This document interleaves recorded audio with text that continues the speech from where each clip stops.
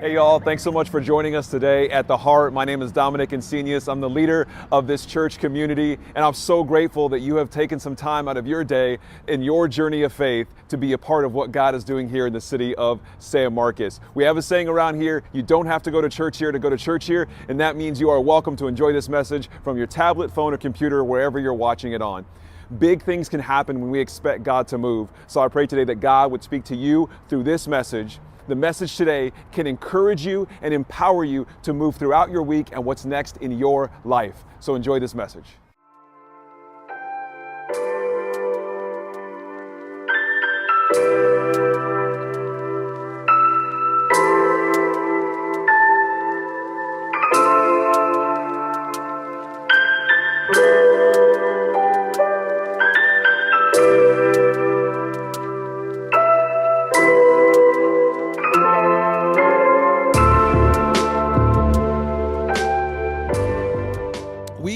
We're in week 2 of our message series that we just started called Rest. Simply Rest. And I shared last week that rest is something that I am not good at. I am not skilled in the art of resting. Every time I actually take some time to rest, I feel lazy. I'm not saying I am lazy, but I feel lazy. So that I make myself get up and do something, do anything. And so part of this series that we're in is I want to be challenging myself along with, everything we do, I challenge you and myself with it. But rest for sure is something that I personally need work on. So I was trying to think of some of the times that I have experienced rest in my life and what that did for me, what that did for my body, my brain, my heart, my soul, whatever it happens to be, and all these different areas. And sometimes rest in one way can, help rest in one part of your life can bleed over into other parts of your life where you rest, and sometimes it's just that one particular thing that you need rest with.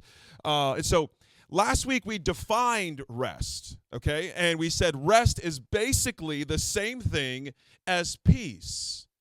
So you can not be working or not doing chores, but it doesn't mean you're resting if you're not letting yourself be at peace. So when it comes to rest, it's rest. And that's why we started last week with the definition of rest, okay? Because I want us to know when we're experiencing rest. I want us to recognize rest. And we know it's rest if we feel at peace, if we are experiencing peace. Not just taking a break, not just putting life on pause, not just stopping your stress so you can scroll on TikTok or Instagram for a while and then get back to it, and you're not any more rested because you weren't really resting, you weren't at peace, you were just distracting yourself. So today, as we dig more into this idea of peace and what that can look like in our lives, rest as well. We'll edit that out. Today I want to talk about why you should rest. And it might seem obvious, and maybe it is to you, but I still think it's important to talk through the things that even might be obvious, because those things that we already know, those things that already might seem obvious, are sometimes the most important things to repeat to ourselves. And so I want to talk about why we should rest, why you should rest. And yes, I said should, and I never say should, but I just did. Why is it important for us to rest? I was thinking about this. Me and a friend of mine, his name's Mark. We used to for a little bit of side money, a little side hustle back in the day, fix iPhone screens. And by we, I mean him, and I would support him. I was moral support, obviously. The personality hire, they call me. And so we would do iPhone screens sometimes. Well, it got to the point where he was really good at it, and I didn't have the patience for it. And so I came to him one time. My iPhone screen was broken. This was years and years ago. I took it to him and said, hey, man, can you help me with this iPhone screen? I'm having trouble with it. So we get out all our stuff, and we all get our glasses out because we're getting older a little bit. And we got our glasses on, and we got lights, and the lights are like right up here next to our eyeballs. You've seen old people, right? And the light is right up here, and we're working on it. We can't get this connection. We can't quite get that. And we're both really good at it. And of course, by we, I mean him. And we're getting real close in there. And we're working on it for like an hour and a half. And then we're coming up on 2 hours. And he says, you know what we need to do? We need to rest our eyes. He seriously said, we need to rest our eyes. And I was like, what do you mean? And he goes, why don't we go to, you go home. We'll get some rest, get some sleep, and tomorrow, with fresh eyes, we'll be able to do this. And I'm like, I don't know, man. We really should get it done tonight. We really should just get it done now. And so I said, okay, all right, I trust you. I trust Mark. So we go our separate ways, get some sleep, come over the next morning. We're done in 15 minutes. We're done in 15 minutes because we had fresh eyes. And I didn't want to admit to him that I think that's what worked, but I think that's what it was. So I wonder how many times in our life we think to ourselves, we should just finish this out. We should just push through being tired. We should push through being exhausted. We should push through the stress. We should push through the anxiety, through the anger, through the frustration. Just keep on pushing so we can hurry up and finish this thing that we're doing. So we can hurry up and get to the end of whatever it is we're experiencing. But what if, just like Mark with his tired eyes, his old eyes, tell him I said that next time you see him. What if, just like Mark, we said, what if we took a rest? And tomorrow, with our fresh eyes, we can look at this problem again. Tomorrow, with the fresh eyes, we can look at this situation again and see if anything's different. See if we can look at it more effectively. See if we can find a new path through this problem we've been experiencing all night. Is this helping address maybe anything going on in your life? Is there something that you have just kept on pushing through, kept on forcing yourself to stay in it, forcing yourself to finish it so you don't let it go, you don't ignore it, so you don't pretend it's not there? Because sometimes, right, that's the case. That's kind of the push and pull with this, right? Is there are some experiences, and we'll dig into this next week. There are some experiences where you do need to keep pushing through. We'll dig into that next week, but there are times when that's wise. There are times when that is needed, but I'm not talking about that today. I'm talking about looking for the rest, relentlessly and intentionally seeking for rest. I wrote something down that I wanted to share with you before we get into the verse today. Resting replenishes what might be weary to allow for repair and growth. Resting replenishes what might be weary to allow for repair and growth. Now, I'm not saying our eyes that night were repaired and they grew, but I would say that our eyes were weary. And they needed rest. And something that was taking us up to 2 hours with rested eyes took less than 15 minutes to finish the next morning. Now, you might say, logically, well, if you'd have kept on pushing through, even if it would have taken you 4 hours, you still would have been done before the next morning. Yeah, true.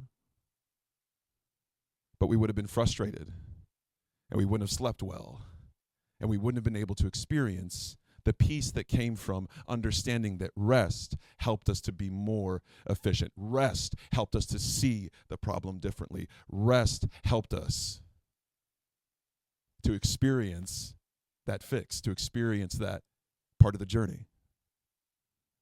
So I have a verse I want to look at together today. It's actually in the book of Psalms. I don't always read out of the book of Psalms. I don't have a problem with it or anything. But Psalms can be, it's a lot of poetic type songs, poetry, prayers. So a lot of it is metaphorical. And what I want to look at today is one of those songs, a poetic type song. And I'm not going to sing it unless you want me to. By round of applause. No, I'm just kidding. Not going to sing it, but I want us to look at the words. Look at the lyrics of this poetic song. I'm going to read verse 1 and then verse 10. Okay, I don't always do that either, and that's okay if that you can look at it later. Psalm 46 is what we're going to look at. Psalm 46, 1 and then 10. But let's just read that first verse and see what it says. Watch this. It says, God is our refuge and our strength, always ready to help in times of trouble. God is our refuge and our strength. And so even just stopping there at Psalm 46, verse 1, when you think of the word refuge, when do you need a refuge? When does one need a refuge? Is it when you're weary? When you're sick? When you're tired? When you need to go somewhere, not just to sleep, not just to escape, right? When I think of refuge, and maybe you don't, but let me tell you what I think. When I think of refuge, I think of a place where I need to feel safe, right? Not just sit down, but to sit down and be vulnerable. Do you see what I'm saying? To be vulnerable in my soul, in my body, in my mind. To not have to be on guard with what could happen or what might happen. That's what a refuge can do. And the start of this poetic song, this prayer says, God is our refuge, our safe place for our soul to not be on guard anymore, to not worry about what's going to happen next. You don't need to worry about what's going to happen to you next when you're in a refuge. You don't need to keep your guard up when you're in a refuge. That is where you can experience rest. That's when you can experience rest, because here's what you're doing. You can shut all your defenses off because you are already being protected in the refuge. And I wonder when the last time is for you, for me, that I let God be my refuge. When have you let God be your refuge? If you're anything like me, one of your part-time jobs is worrying about everything in your life. One of your favorite pastimes is worrying about what might happen, worrying about what's happening right now, or worrying about what has happened. And then if you're really good at it like I am, you mix all three of those up in a blender and you think about it all day. But what if you and I were able to let God be our refuge? You might say he already is. He is. But we get to say if we're going to let him be that refuge or not. We get to decide if we're going to experience that peace. Just because God has peace for us, just because God is our refuge, doesn't mean we're always going to experience peace. We have to be able to say, okay, I want some of that. I'm going to let myself be a refuge. I'm going to let myself, or be in this refuge. I'm going to let myself be there. It's like if I go to my parents' house, I gratefully, thankfully, both of my parents are still alive. And if I go to their house and they have all this food in the fridge and they have all these snacks and they say, are you hungry? And I am hungry. They say, would you like something to eat? And I say, no, I can't do that. No, I couldn't. I provide my own food. And they're looking around. They're like, we have all this food. We have some of your favorite foods. We have red chili enchiladas. We have green chili enchiladas. We have Thin Mints from the Girl Scout cookies. They're out of season. They saved them for me. I mean, they're in season right now. Does anybody have any? Okay. We have all your favorite snacks.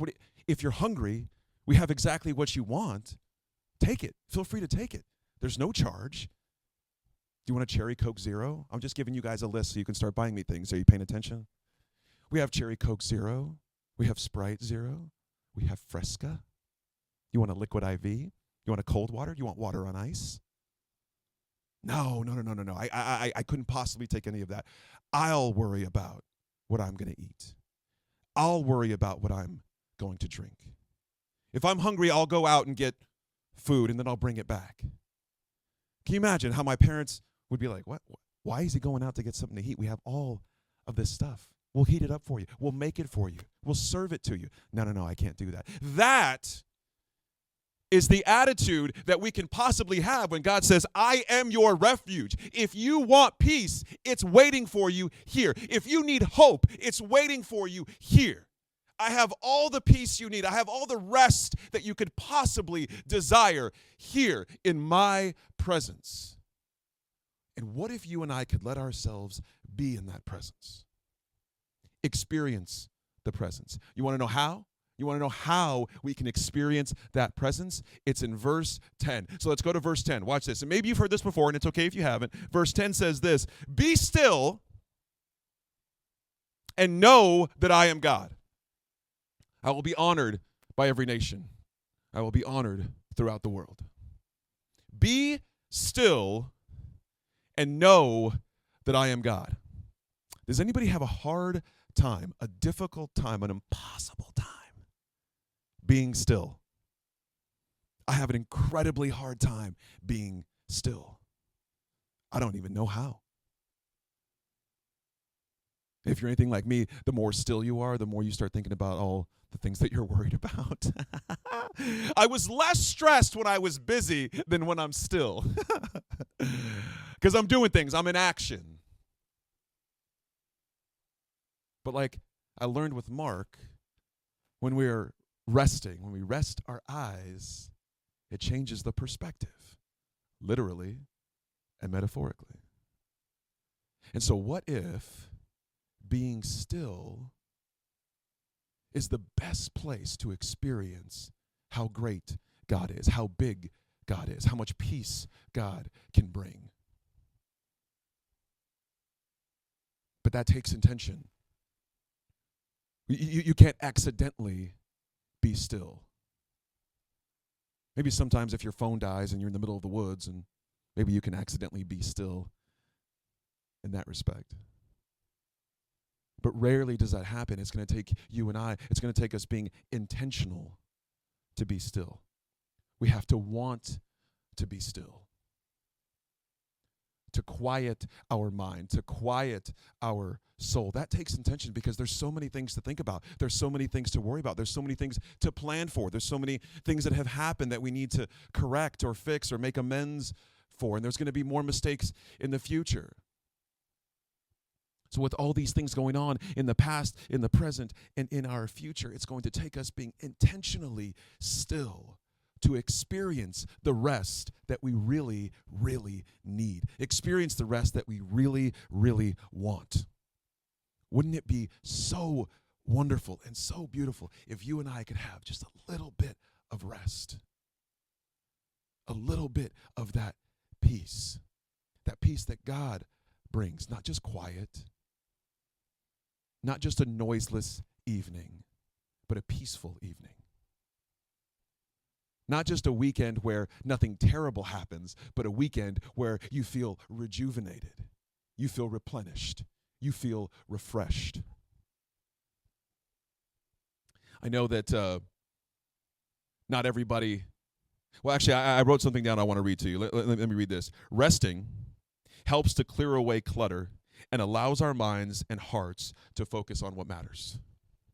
When it comes to this idea of being still, finding the quiet. I don't mean turning the volume down. I'm talking about finding the quiet. That can help you clear away the clutter that's in your mind, the clutter that's in your soul. All of these things that we worry about that we have no control over, right? I don't know if I've said this before, but I read this somewhere that if you don't have control over something, then there's no reason to worry because you can't control it. If you do have control to do something, then there's no reason to worry because you can do something about it. Wouldn't that be nice? But if we find the quiet, if we let ourselves rest, what we'll find is we clear away the clutter. Take things off the counter. Then you can see the space. You can see how much space you have, how much space there is in the peace that God provides, how much space there is in the rest that God gives. In that refuge where you can be truly vulnerable in your heart, vulnerable in your spirit, vulnerable in your mind. That's a scary place to be.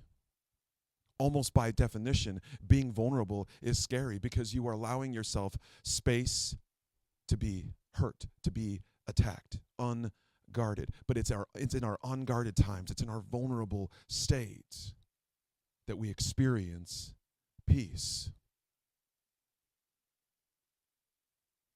I know that maybe not everybody loves to work out or, physical fitness, whatever it is, but see if you can hang with me on this. Because as this week, I was kind of looking up, the different things of why is rest important to the mind? Why is rest important to the soul? Why is rest important to the body? And all of these physical fitness people all around the world for decades and decades and decades have known that you normally, I know some people are freaks of nature, but if you're going to work out and you're going to work out hard, you don't work out every single day all year long. You don't do it. You have at least one day out of every 3 or 4 or 5 days that is called, does anybody know? Can anybody tell me what's it called? Rest day. It's rest day. Sorry, they're only going to get harder. That was the easiest one. Why do you have rest day? Some people have active rest day. Don't get me started. I'm actively resting. Some people have rest day. Why would you need a rest day? Does anybody know? The reason you need a rest day is that so the muscles that you have worked out, this is nature, okay? This is God's creation, and rest is baked in to be able to get your body to what you want it to be. You need rest. So the muscles that you worked out, the things that you worked on, the things that you have been actively working on in your life, in your body, in your muscles, you need the rest day so your muscles can repair themselves and grow. It's absolutely true. If that is true for our body, and it's true for our eyes, can it be true for your soul? Can it be true for your mind? If we are what God has created, and the way our bodies work is when we rest, when we sleep, when we are letting our body rest, we are replenishing our body. We are refueling our body, refueling our energy. If that is true, how much more true can it be for our soul? How much more true can it be for our mind? But that's not so easy. That's not as easy. Because that takes intention. That's where we get to decide if we want it or not.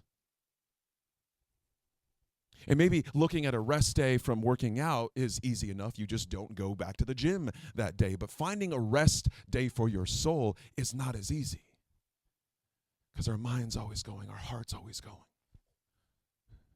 And we're worried about this, and we're thinking about this person, and sometimes we get in our own way, right? Well, I haven't prayed in this many days, and I can't just come to God now and start praying. I need to do some work. I need to do some things to get back in good standing, get my account in good standing, or however heaven works.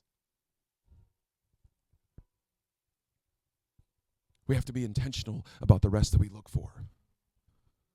I wrote one more thing down I want to share with you.